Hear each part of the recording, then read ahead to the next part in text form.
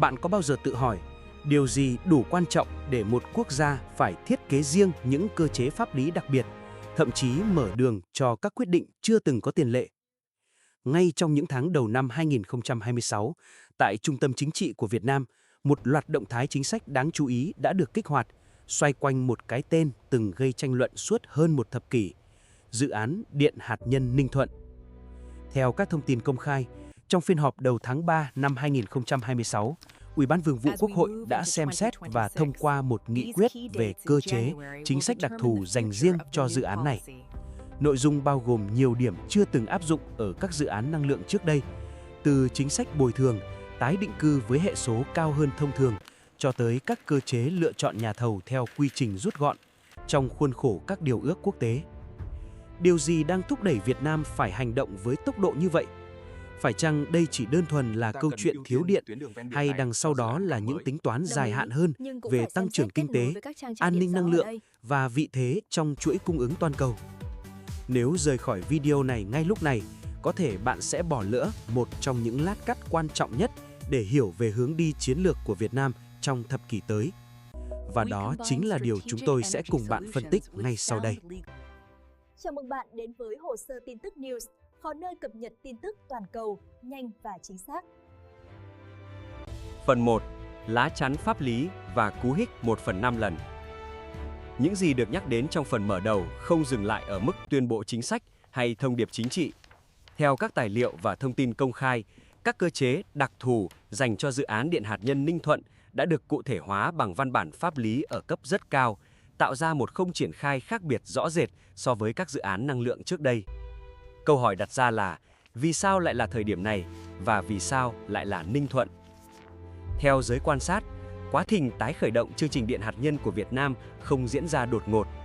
Từ cuối năm 2024, một số định hướng nghiên cứu và chuẩn bị đã được đề cập trong các báo cáo chiến lược dài hạn liên quan đến an ninh năng lượng và tăng trưởng kinh tế.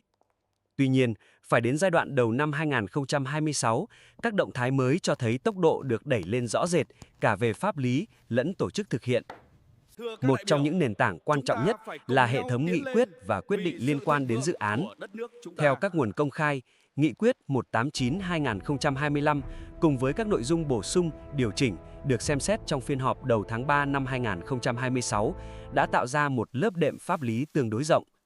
Lớp đệm này nhằm giảm thiểu các rủi ro thường gặp trong các siêu dự án hạ tầng, đặc biệt là nguy cơ chậm tiến độ do vướng mắc thủ tục hoặc khiếu kiện kéo dài.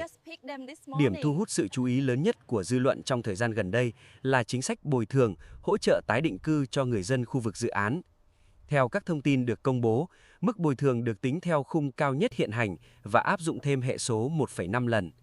Giới phân tích cho rằng đây không chỉ là một quyết định mang tính kinh tế mà còn là một thông điệp chính sách rõ ràng, giảm thiểu tối đa xung đột lợi ích giữa mục tiêu phát triển quốc gia và quyền lợi của người dân địa phương. Cách tiếp cận này phản ánh một bài học đã được rút ra từ nhiều dự án hạ tầng quy mô lớn trong quá khứ, nơi công tác giải phóng mặt bằng thường trở thành nút thắt cổ trai kéo dài nhiều năm. Việc nâng mức bồi thường, theo đánh giá của một số chuyên gia chính sách công, có thể làm tăng chi phí ban đầu, nhưng lại giúp tiết kiệm thời gian và chi phí xã hội về lâu dài, đồng thời tạo sự đồng thuận cần thiết để dự án có thể triển khai đúng tiến độ. Không dừng lại ở đó, một điểm mới đáng chú ý là việc tách công tác bồi thường, tái định cư thành một dự án độc lập. Theo cách làm này, thay vì chờ toàn bộ dự án điện hạt nhân với tổng vốn đầu tư rất lớn được phê duyệt đầy đủ, các khu tái định cư có thể được triển khai sớm hơn, song song với các bước chuẩn bị kỹ thuật khác. Tại một số địa bàn như Phước Định hay Vĩnh Hải, các thông tin công khai cho thấy định hướng xây dựng khu tái định cư theo tiêu chuẩn hạ tầng đồng bộ, với tỷ lệ cây xanh, giao thông và dịch vụ công được nâng cao so với mặt bằng chung của khu vực. Về mặt quản trị dự án, cơ chế lựa chọn nhà thầu cũng là một điểm then chốt. Theo nội dung nghị quyết, dự án được phép áp dụng hình thức chỉ định thầu theo quy trình rút gọn trong trường hợp các nhà thầu đã được xác định trong khuôn khổ các điều ước quốc tế mà Việt Nam là thành viên. Giới quan sát cho rằng, cơ chế này nhằm tránh những quy trình đấu thầu kéo dài, vốn có thể không phù hợp với các dự án hạt nhân có yêu cầu kỹ thuật rất cao và số lượng nhà cung cấp đủ năng lực trên thế giới là không nhiều. Tuy nhiên, cần nhấn mạnh rằng, việc rút gọn thủ tục không đồng nghĩa với nới lỏng tiêu chuẩn. Các yêu cầu về an toàn hạt nhân, bảo mật công nghệ và giám sát quốc tế theo các cam kết hiện hành vẫn phải tuân thủ nghiêm ngặt các quy định của Cơ quan Năng lượng Nguyên tử IAEA và các hiệp ước liên quan. Đây được xem là đường ranh an toàn để đảm bảo dự án vừa đạt được tốc độ triển khai, vừa không đánh đổi các chuẩn mực cốt lõi. Tất cả những yếu tố trên dẫn đến một câu hỏi lớn hơn. Vì sao Việt Nam lại cần một tốc độ triển khai nhanh như vậy trong giai đoạn 2026-2030? Theo nhiều phân tích, câu trả lời không chỉ nằm ở nhu cầu tiêu thụ điện sinh hoạt, mà còn liên quan trực tiếp đến áp lực từ các ngành công nghiệp mới có mức tiêu thụ năng lượng rất cao. Đó là nền tảng để bước sang phần tiếp theo, nơi bức tranh về bán dẫn, trung tâm dữ liệu và chuỗi cung ứng toàn cầu sẽ được đặt vào đúng bối cảnh của dự án điện hạt nhân Ninh Thuận. Phần 2. Chiến lược bán dẫn, điện nền và quân bài địa chính trị. Để hiểu vì sao điện hạt nhân Ninh Thuận được nhìn nhận như một dự án mang tính chiến lược, cần đặt nó trong bức tranh rộng hơn của tăng trưởng kinh tế, logistics và an ninh chuỗi cung ứng toàn cầu. Theo nhiều phân tích độc lập, Việt Nam đang bước vào giai đoạn mà nhu cầu năng lượng không chỉ tăng về lượng mà còn thay đổi mạnh về chất. Theo các tài liệu công khai liên quan đến quy hoạch điện 8 và các kịch bản điều chỉnh, giai đoạn 2026-2030 được kỳ vọng là thời kỳ tăng trưởng kinh tế cao, với mục tiêu duy trì tốc độ tăng GDP ở mức tham vọng. Để đáp ứng yêu cầu này, hệ thống điện quốc gia được dự báo phải tăng trưởng nhanh hơn GDP, với mức tăng nhu cầu điện hàng năm có thể dao động từ 2 chữ số. Trong bối cảnh đó, câu hỏi không còn là có đủ điện hay không, mà là điện có đủ ổn định và đáng tin cậy hay không. Giới chuyên môn thường phân biệt giữa các nguồn điện biến thiên và nguồn điện nền. Điện gió và điện mặt trời, dù có vai trò ngày càng lớn trong quá trình chuyển dịch năng lượng, vẫn phụ thuộc nhiều vào điều kiện tự nhiên và cần các giải pháp lưu trữ quy mô lớn để đảm bảo tính ổn định. Trong khi đó, các ngành công nghiệp công nghệ cao như sản xuất bán dẫn, trung tâm dữ liệu hay trí tuệ nhân tạo lại yêu cầu nguồn điện nền liên tục ổn định ở mức rất cao, với sai số gần như bằng không. Theo giới quan sát, đây chính là điểm mà điện hạt nhân được đưa trở lại bàn thảo luận một cách nghiêm túc. Không phải như một lựa chọn duy nhất, mà như một trụ cột ổn định trong cơ cấu năng lượng đa dạng. Trong nhiều báo cáo quốc tế, điện hạt nhân được xem là một trong số ít nguồn có thể cung cấp điện nền quy mô lớn, phát thải carbon thấp và hoạt động liên tục trong thời gian dài. Liên hệ với Việt Nam, một số phân tích cho rằng sự dịch chuyển của chuỗi cung ứng toàn cầu đang tạo ra cả cơ hội lẫn áp lực. Trong những năm gần đây, Việt Nam nổi lên như một điểm đến mới của các tập đoàn công nghệ, đặc biệt trong lĩnh vực điện tử và bán dẫn. Tuy nhiên, để thu hút và giữ chân các dự án có giá trị hàng tỷ USD, yếu tố hạ tầng năng lượng ngày càng trở nên mang tính quyết định. Nhiều nhà đầu tư, theo các nguồn công khai, đặt ra yêu cầu rất cao về độ ổn định của nguồn điện, coi đây là điều kiện tiên quyết trước khi mở rộng sản xuất. Ở góc độ này, dự án điện hạt nhân Ninh Thuận được nhìn nhận như một tín hiệu dài hạn. Nó cho thấy Việt Nam không chỉ phản ứng với nhu cầu trước mắt, mà đang chuẩn bị cho một cấu trúc kinh tế, trong đó công nghiệp công nghệ cao và dịch vụ số chiếm tỷ trọng ngày càng lớn. Điện hạt nhân trong cách nhìn này không phải để chạy theo tăng trưởng, mà để tạo nền tảng cho tăng trưởng bền vững trong nhiều thập kỷ. Bên cạnh yếu tố kinh tế, lựa chọn đối tác và công nghệ cho dự án cũng mang hàm ý địa chính trị nhất định. Theo các thông tin công khai, Việt Nam đã và đang trao đổi với nhiều đối tác quốc tế có kinh nghiệm trong lĩnh vực điện hạt nhân. Trong đó, một số nguồn cho biết Nga thông qua tập đoàn Rosatom là một trong những đối tác có nền tảng hợp tác từ trước, với công nghệ lò phản ứng thế hệ mới được đánh giá cao về mức độ an toàn. Tuy nhiên, giới phân tích cũng lưu ý rằng việc lựa chọn đối tác không chỉ dựa trên yếu tố công nghệ hay chi phí.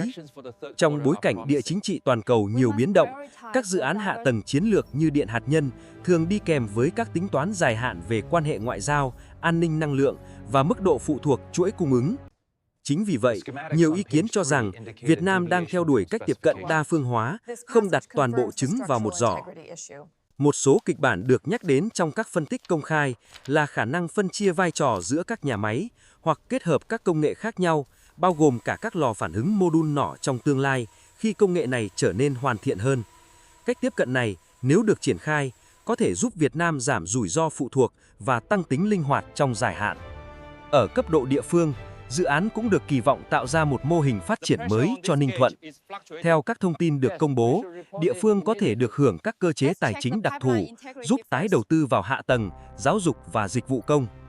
Giới quan sát cho rằng, nếu được quản lý tốt, Điều này có thể biến Ninh Thuận từ một tỉnh có điều kiện tự nhiên khắc nghiệt thành một trung tâm năng lượng và công nghiệp phụ trợ quan trọng. Tất nhiên, cần nhấn mạnh rằng nhiều nội dung trong bức tranh này vẫn ở giai đoạn định hướng và thảo luận. Các quyết định cuối cùng về công nghệ, đối tác và mô hình tài chính vẫn cần thời gian để hoàn thiện, cũng như sự giám sát chặt chẽ của các cơ quan chức năng.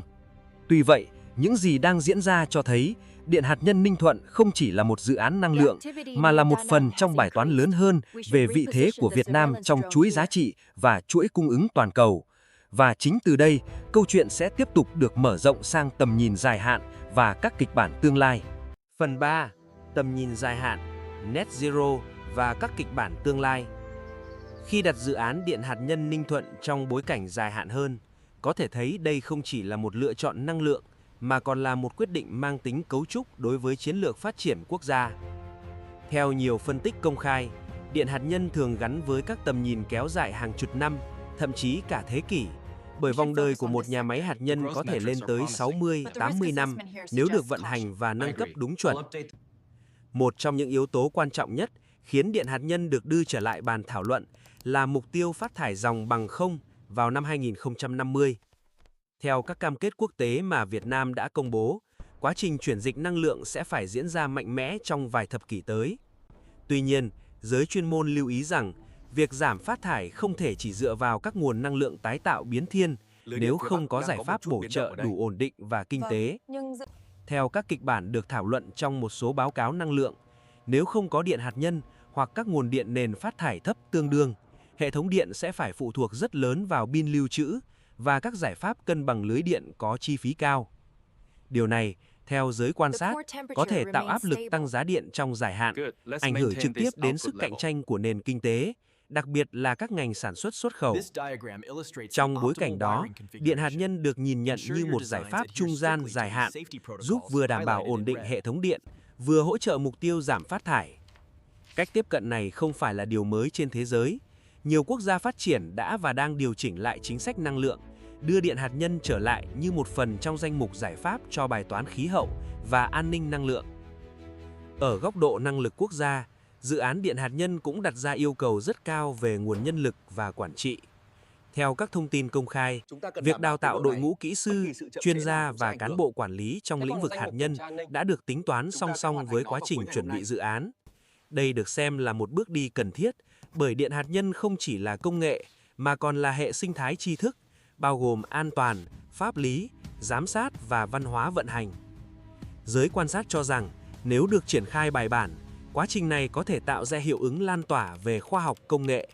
Việc làm chủ các tiêu chuẩn kỹ thuật cao, tuân thủ nghiêm ngặt các quy định quốc tế, có thể góp phần nâng tầm năng lực quản lý các dự án hạ tầng phức tạp khác trong tương lai. Tuy nhiên, đây cũng là một thách thức lớn, đòi hỏi sự phối hợp chặt chẽ giữa nhiều bộ, ngành và các đối tác quốc tế trong thời gian dài. Bên cạnh những kỳ vọng, các rủi ro và kịch bản không thuận lợi cũng cần được nhìn nhận một cách thẳng thắn. Trước hết là bài toán vốn đầu tư.